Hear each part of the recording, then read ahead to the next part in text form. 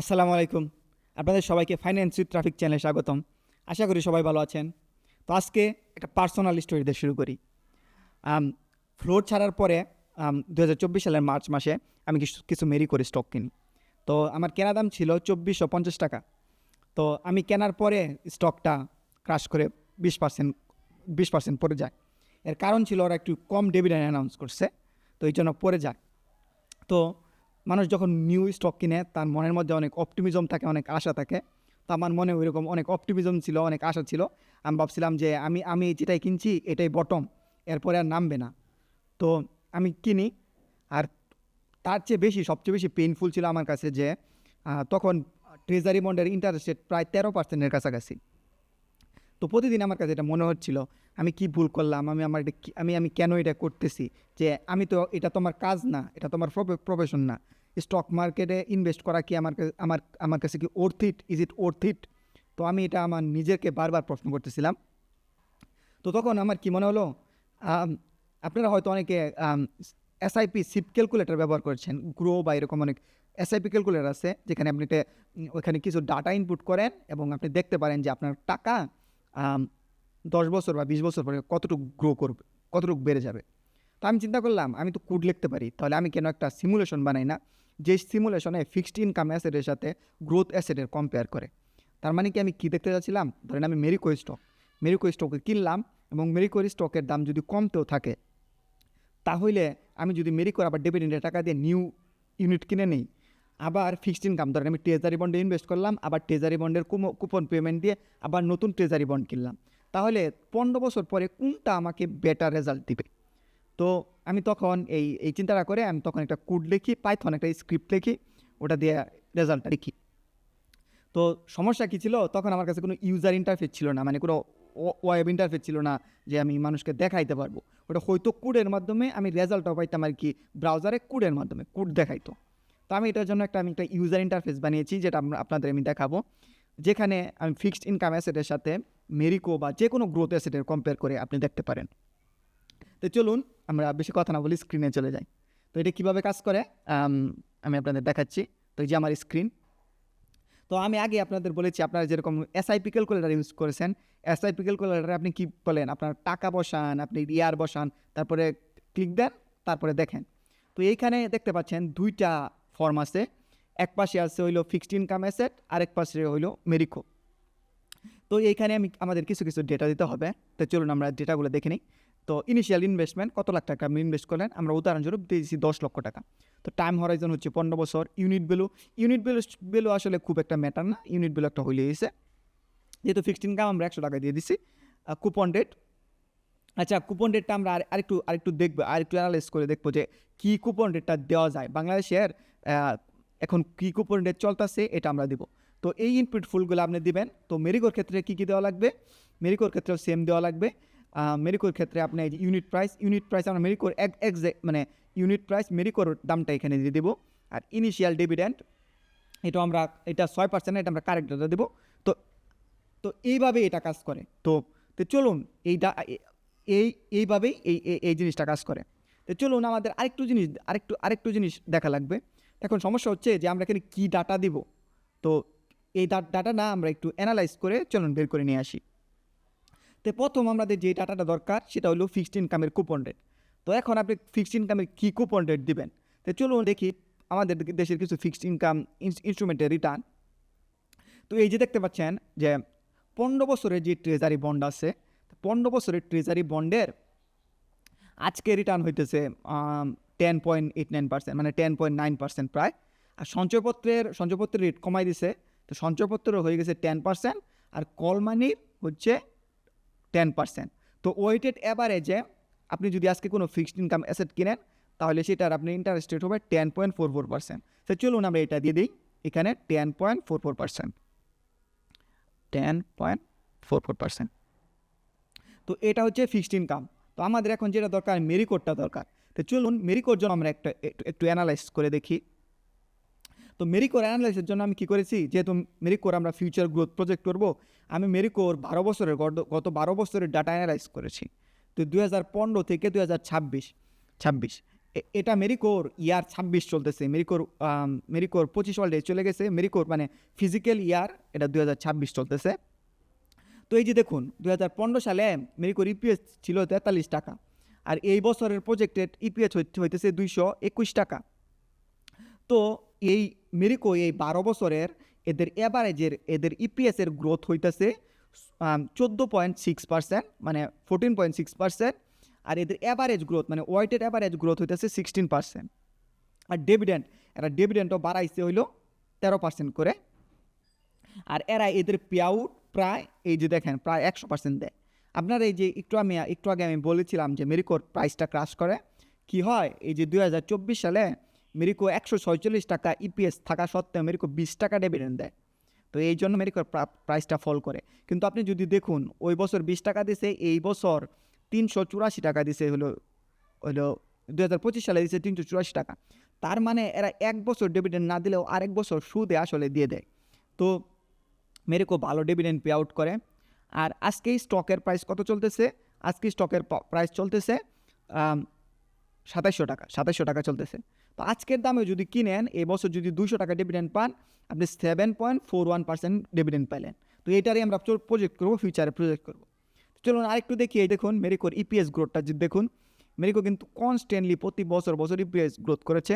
শুধু 15, 16, 17 মোটামুটি ফ্ল্যাট ছিল, তবু কিন্তু কমে না, এক বছরের চেয়ে আরেক বছরে শুধু ফ্ল্যাট ছিল কিন্তু তবু। তো চলেন আমাদের যেহেতু এই ডাটাগুলো আসছে, এই যে 12 বছরের গ্রোথ রেট আছে, এদের ডিভিডেন্ড ইল আছে, আমরা এটাকে ফিউচারে প্রজেক্ট করতে পারবো, মানে ফিউচার 15 বছরে কেমন হইতে পারে। আমরা মূলত আরেকটু কনজারভেটিভ ধরবো, এখানে 13% যেহেতু আছে, আমরা 13% নিব না, আমরা আরও কম নিব।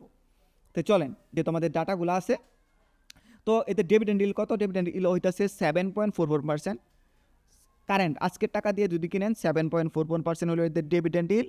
আর এদের ইউনিট ভ্যালু হইতেছে 2700 টাকা। আপনি যদি আজকে কিনেন 2700 টাকা, মানে কি আপনি আজকে যদি 10 লাখ টাকা থাকে, আপনি 370টা মেরিকো ইউনিট পাবেন। আর তার উপর আপনার 10% ডিভিডেন্ড ট্যাক্স কেটে নেবে, 10% ট্যাক্স কেটে নেবে। আচ্ছা, 10% ট্যাক্স কেটে নিল। আচ্ছা, অ্যানুয়াল গ্রোথ রেট, এখন এটা হচ্ছে একটা ইন্টারেস্টিং বিষয়। ফিক্সড ইনকামে সেরে আপনার অ্যানুয়াল কুপনগুলো গ্রোথ নাই। আপনি যেই কুপনে ঢুকবেন, আপনাকে সরকার সারা জীবন সেই কুপনে দেবেন।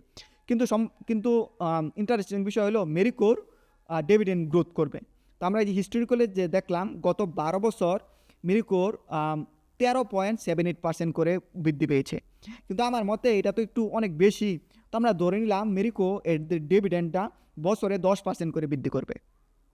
তো মেরিকো যেহেতু তাদের টাকাটা ইন্ডিয়া নিয়ে যায়, তার মানে কি এটা তারা ডিভিডেন্ডটা এটা বৃদ্ধি করবে। কারণ হচ্ছে তারা যদি বৃদ্ধি করে তাহলে বেশি টাকা তারা তাদের দেশে নিয়ে যেতে পারবে। তার মানে কি এটা মেরিকোর স্কিন ইন দ্য গেম যা আছে, যে মেরিকো ইচ্ছা করেই নিজের ডিভিডেন্ডটা বাড়াবে। আচ্ছা, অ্যানুয়াল ডিভিডেন্ড দিলাম 10% গ্রোথ রেট। আর আমরা অ্যানুয়াল স্টকের গ্রোথ রেটও দিই। এরকম তো না যদি ডিভিডেন্ডও বাড়ে তাহলে কিন্তু স্টকের দামও বাড়বে, এরকম না যে শুধু ডিভিডেন্ড বাড়বে স্টকের দাম কমতে থাকবে। সেহেতু আমরা ধরলাম স্টকেরও প্রাইসের কিছু অ্যাপ্রিসিয়েশন হবে। তো এইখানে আছে 6.5%। আচ্ছা, আমরা 6.5%ই রাখলাম যে মেরিকো স্টকটা নেক্সট 15 বছর মাত্র 6.5 করে এটা রিটার্ন দিবে। আচ্ছা, তো এইখানে দেখতে পাচ্ছেন দুইটা স্লাইডার, আমি আপনাদের বুঝাই দিই এটার মানে কি। ডিভিডেন্ড রিইনভেস্ট মানে কি, আপনি মেরিকোর থেকে ডিভিডেন্ডে যে টাকা পাবেন সেই টাকা দিয়ে আবার মেরিকোর স্টক কিনবেন। আর ফিক্সড ইনকামের ক্ষেত্রে সেম, আপনি ফিক্সড ইনকাম থেকে যেই টাকাটা পাবেন, মানে ধরেন আপনি সঞ্চয়পত্র কিনলেন বা একটা বন্ড কিনলেন, সেখান থেকে যেই টাকাটা পাবেন ওইটা দিয়ে আবার বন্ডে সেম রেটে ইনভেস্ট করবেন। আচ্ছা, এখানে আরেকটা স্লাইডার আছে, এখানে দেখেন, এটা আমি মূলত এই সিমুলেশনটাকে যথাসম্ভব একুরেট করা যায় তার জন্য এটা আমি বানিয়েছি। আচ্ছা, এই স্লাইডারটা কি? এই স্লাইডারটা একটু ইন্টারেস্টিং। আচ্ছা, এই যে দেখুন মেরিকোর যে 7.4% ডিভিডেন্ড ইল্ড হচ্ছে, আমার মতে এটা একটু আনরিয়েলিস্টিক ডিভিডেন্ড ইল্ড, এটা একটু বেশি ইল্ড দিচ্ছে। কোম্পানিটা হিসাবে 4-5% ইল্ড দেওয়ার কথা। তো আমরা চিন্তা করছি কি জানেন, এটা বছরে এর নেক্সট ইয়ার থেকে এটার ডিভিডেন্ডটা একটু কমে যাবে। আমি এই সিমুলেশনটাকে যেন একদম মানে রিয়েলিস্টিক বানাতে পারি, তো এই জন্য এই স্লাইডারটা অ্যাড করেছি। তো আমরা ধরে নিলাম এরপর থেকে প্রতি বছর 5% করে কমে যাবে। ফিক্সড ইনকাম কি? আমার মতে ফিক্সড ইনকামটা একটু কম আছে, তো ফিক্সড ইনকাম যেহেতু 10 ঠিকই আছে, কম নাই, তবুও আমরা ধরে নিলাম কি ফিক্সড ইনকামটা একটু বেড়ে যাবে। ধরেন আপনি এখন 10% পাচ্ছেন, ফিউচারে 11% পাবেন। আমরা ফিক্সড ইনকামটা একটু বেশি মানে প্রাধান্য দিচ্ছি, তো এটা ধরে নিলাম। তো এই দুইটা স্লাইডার আমি মূলত অ্যাড করেছি যেন আমরা সিমুলেশনটাকে একটু রিয়েলিস্টিক রাখতে পারি। আচ্ছা, তো চলেন আমরা এখন রান সিমুলেশনে দিলে এই ডাটার উপর বেস করে আমাদের সিমুলেশনটা রান হয়ে যাবে। এই যে রান সিমুলেশন। আচ্ছা, রান সিমুলেশনের রেজাল্ট দেখুন। আপনি দুটা ইনস্ট্রুমেন্টে, ফিক্সড ইনকামে এবং মেরিকোতে, দুটা ইনস্ট্রুমেন্টে 10 লাখ টাকা 15 বছরের জন্য ইনভেস্ট করেছেন। ফিক্সড ইনকামে আপনার তার মূল্য হয়েছে 38 লক্ষ টাকা, আর মেরিকোতে মূল্য হয়েছে প্রায় 80 লক্ষ টাকা, 79 লক্ষ টাকা। মেরিকো এখানে উইনার। চলুন আমরা সিএজিআর দেখি, কম্পাউন্ডিং ইন্টারেস্ট দেখি। তো এই যে সিএজিআর যে দেখছেন ফিক্সড ইনকামে 9.39%। তো অনেকে বলতে পারেন আচ্ছা আমি তো 10% ইন্টারেস্ট করলাম, তাইলে এটা 9 হলো কী করে? কারণ হচ্ছে প্রত্যেকটা ডিভিডেন্ড থেকে আপনাকে, প্রত্যেকটা ডিভিডেন্ড না তো, প্রত্যেকটা কুপন পেমেন্ট থেকে আপনার থেকে 10% টাকা কেটে রাখবে। প্রত্যেকটা কুপন থেকে কাটতে কাটতে এটা কম হয়ে যাবে। আচ্ছা দেখুন, আর মেরিকোর সিএজিআর 18% হলো মেরিকোর কম্পাউন্ডেড সিএজিআর। টোটাল রিটার্ন হলো প্রায় 284%, আর মেরিকোর হচ্ছে গিয়া 692%। পেব্যাক পিরিয়ড দেখেন, এটা একটা ইন্টারেস্টিং বিষয়। পেব্যাক পিরিয়ডটা হচ্ছে কি, আপনি যে আজকে একটা ইনভেস্টমেন্ট করলেন তার টাকা কত দিনে ফেরত পাবেন? আপনি একটা ইনভেস্টমেন্ট করলেন তার টাকা কত দিনে ফেরত দেবে? তো পেব্যাক পিরিয়ড দেখুন, ফিক্সড ইনকামের পেব্যাক পিরিয়ড হচ্ছে 7.7 ইয়ার্স, 7 বছর। আর মেরিকোর তবু কম, কারণ হচ্ছে মেরিকোর যে ইপিএস ডিভিডেন্ড গ্রোথ হচ্ছে, মেরিকোর এইখানেও মেরিকো উইনার। আচ্ছা, টোটাল কুপন আপনি ফিক্সড ইনকামে কত টাকা? 28 লক্ষ টাকা কুপন পাইছেন 15 বছরে, আর মেরিকো থেকে আপনি 45 লক্ষ টাকা পাইছেন। আর গ্রোথ ফ্রম রিইনভেস্টমেন্ট মানে কি, ফিক্সড ইনকামে তো আপনার কোনো প্রাইস বাড়ে না, তার মানে 100% গ্রোথই হয়েছে আপনার হইলো রিইনভেস্ট থেকে। আর মেরিকো যেহেতু প্রাইসও বাড়ে, তো মেরিকোর 100% গ্রোথ আসছে হইলো আপনার 57% গ্রোথ আসছে হইলো এটা থেকে। আমরা চলে যাই ফুল স্ক্রিন করে দেই। তো ফুল স্ক্রিন করে দিলে এই যে দেখতে পাচ্ছেন, শুনুন না মেরিকোরটা আগে দেখি কী হচ্ছে। তো আপনি প্রথম বছর 10 লাখ টাকা ইনভেস্ট করলেন, তো আপনার ইউনিট সংখ্যা হলো 370টা। তো বছর শেষে গিয়ে আপনি 73,000 টাকা ডিভিডেন্ড পেলেন। আপনার মোট ইউনিট হয়ে গেল 375টা, কারণ আপনি নতুন ইউনিট 25টা নতুন ইউনিট পেয়েছেন।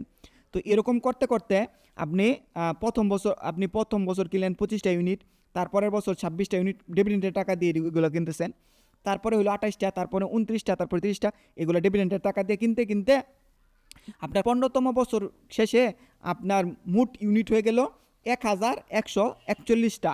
আর মেরিকো স্টকের দাম হইল 6,994 টাকা। 6,994 টাকা আমার মতে একটা খুব কনজারভেটিভ হিসাব। এখনই দাম প্রায় 3,000 টাকা। তো এটা আমি বলতেছি 15 বছর, মানে কি 2041 সালের কথা। 2041 সালে গিয়ে আপনার মেরিকোর দাম হইতেছে 6,944 টাকা। তো আমার মতে এটা একটা কনজারভেটিভ হিসাব, এটা হওয়ার পসিবিলিটি অনেক আছে। তো এটা হচ্ছে মেরিকোর ডেটা। তো চলুন আর দুইটা ইন্টারেস্টিং গ্রাফ দেখি। চলুন আপনাদের আরেকটা ইন্টারেস্টিং ডাটা দেখাই, যেটা আমার কাছে সবচেয়ে ইন্টারেস্টিং মনে হয়। এই যে দেখুন, আপনার কী হচ্ছে, প্রথম বছর আপনার বন্ডে বা সঞ্চয়পত্র আপনাকে বেশি ইন্টারেস্ট দিচ্ছে মেরিকো, কিন্তু এরকম করতে করতে আপনি আস্তে আস্তে দেখুন, এই যে দেখুন 5তম ইয়ারে এসে, মানে 5মতম ইয়ারে এসে ফিক্সড ইনকাম মেরিকোকে বিট করে দেয়। এই যে দেখুন বিট করে দেয়। তারপরে তো বেশি, পরে 15 ইয়ারে গিয়ে তো প্রায় ডাবল হয়ে যায়। তো এটাই হচ্ছে, তো আমার মতে তো আমি যে প্রজেকশন করেছি এটা মূলত কি বলে এখানে। তো চলুন আরেকটা জিনিস দেখার চেষ্টা করি।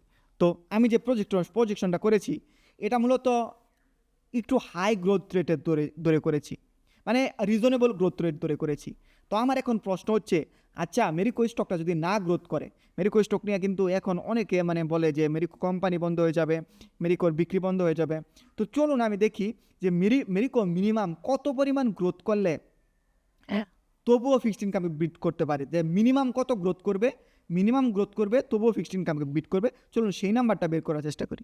তো চলুন আমরা কী করি, তো মেরিকোর ডিভিডেন্ড গ্রোথ 10% না দিয়ে আমরা এটাকে 6% দিই, আর অ্যানুয়াল স্টক গ্রোথ এটা আমরা 4% দিই। তো চলুন তবে দেখি, এটা কিন্তু একদম খুব কনজারভেটিভ হিসাব যে মেরিকো তাদের ডিভিডেন্ড মাত্র 4% করে বাড়াবে, আর আর এদের প্রাইস মাত্র 4% করে বাড়বে। এটা খুব কনজারভেটিভ গ্রোথ। এটা কিন্তু 15 বছর পরের কথা বলতেছি, মানে কি 2041 সালের কথা বলতেছি, যে এই লম্বা সময় এরকম আন্ডার পারফর্ম করবে। তবুও দেখুন রান সিমুলেশন। আচ্ছা, তবুও দেখুন সিমুলেশন করার পরে কি হচ্ছে, এই কম গ্রোথ রেট ধরেও মেরিকো উইনার। মানে কি এই অল্প গ্রোথ রেট ধরেও মেরিকোর সিএজিআর হবে 11%, আর ফিক্সড ইনকাম 9 মানে ফিক্সড ইনকাম যে আগেরটাই যেরকম ছিল প্রায় 9.4%। তো চলুন দেখি আরেকটু কনজারভেটিভ দিই, যে আরও কমাই দিই। আরও কি কমাই দিব, যে অ্যানুয়াল ডিভিডেন্ড মাত্র 4% করে গ্রোথ করবে। অ্যানুয়াল মানে স্টকের দাম 2% করে গ্রোথ করবে। চলুন তবু কী হলো, এই যে এখন আন্ডার পারফর্ম করতেছে। তো তার মানে যদি কী হয়, এই যে এখন এটাতে কমে গেছে, এখন ফিক্সড ইনকাম হয় না। তার মানে কি, তার মানে যদি মেরিকো তাদের ডিভিডেন্ড 4% করে মাত্র 4% করে গ্রোথ করে, আর অ্যানুয়াল রিটার্ন মাত্র 2% করে হয় নেক্সট 15 বছর, সেই ক্ষেত্রে শুধু ফিক্সড ইনকাম মেরিকোকে বিট করতে পারবে। তাছাড়া যদি অ্যানুয়াল স্টকের গ্রোথ রেট 3% হয় তবু পারবে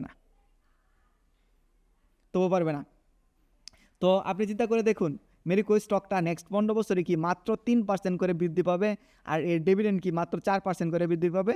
তো এটা জাজমেন্টের জন্য আপনাকে আমি ডিসাইড করতে দিলাম। তো আপনি ডিসাইড করুন যে আপনি কোনটা কিনবেন। তো আমার যেহেতু এই সিমুলেশন করার জন্য এই এই ওয়েবসাইটটা বানানো আছে, তো এটাতে আমি মূলত স্কয়ার বাংলাদেশের সব ভালো ভালো স্টকের সাথে ফিক্সড ইনকামের একটা কম্পেয়ার করব। তো এটাতে আরেকটা ভালো জিনিস কি, এটাতে আপনি মানে মেরিকোর সাথে স্কয়ারেরও কম্পেয়ার করতে পারেন, মানে এইখানে শুধু ফিক্সড ইনকাম না, তো সেটাও করা যাবে। তো ফিউচারে আমি এটা নিয়ে ভিডিও বানাবো। আমার এইটা ভিডিও বানানোর প্ল্যান আছে, যে আমি ফিক্সড ইনকামের সাথে স্কয়ারের কম্পেয়ার করব, ফিক্সড ইনকামের সাথে ব্যাটের কম্পেয়ার করব, ফিক্সড ইনকামের সাথে জিপির কম্পেয়ার করব, আবার জিপির সাথে স্কয়ারের কম্পেয়ার করব, জিপির সাথে মেরিকোর কম্পেয়ার করব। তো এরকম রেগুলার ভিডিও আপনাদের সামনে আসতে থাকবে। তো আপনার যদি কোনো সাজেশন থাকে তাহলে আমাকে দিন, আমি ফিউচারে সেটা নিয়ে ভিডিও বানানোর চেষ্টা করব। আর আপনি যদি এই পর্যন্ত এসে থাকেন, দয়া করে আমার চ্যানেল সাবস্ক্রাইব করুন, রেগুলার ভিডিও পাবেন। আর আমি একটা অলরেডি ভিডিও বানিয়েছি, যেটা হলো ব্যাংকের এনপিএলের নিয়ে। আমাদের বাংলাদেশের 10টা ব্যাংকে এনপিএলের বেসে র্যাঙ্ক করেছি। ওই ভিডিওটা অনেকের উপকার আসতে পারে, তো ওইটা দেখতে পারেন এই ভিডিও শেষ হলে। ধন্যবাদ আপনাদের আমার চ্যানেলে আসার জন্য এবং আমার ভিডিও দেখার জন্য।